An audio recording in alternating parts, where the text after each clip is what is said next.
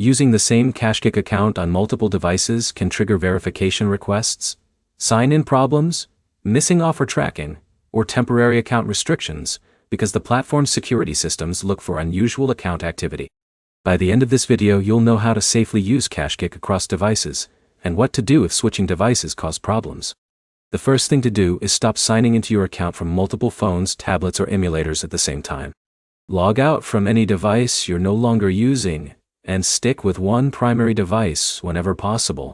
This creates a consistent activity history, and reduces the chances of automated security checks. If you recently changed phones, sign out of your old device before using the new one. Then sign in on the replacement device and give the app time to sync your account normally. Avoid switching back and forth repeatedly during the same day.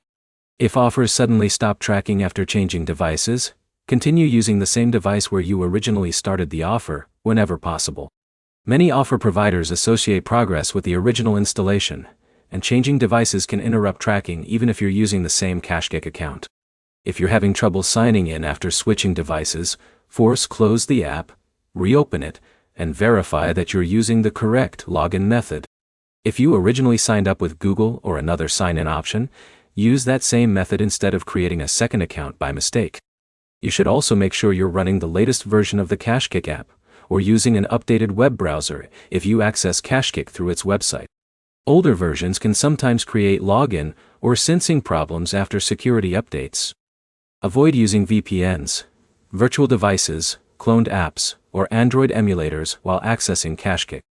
Security systems may interpret those environments as suspicious, even if you're the legitimate account owner.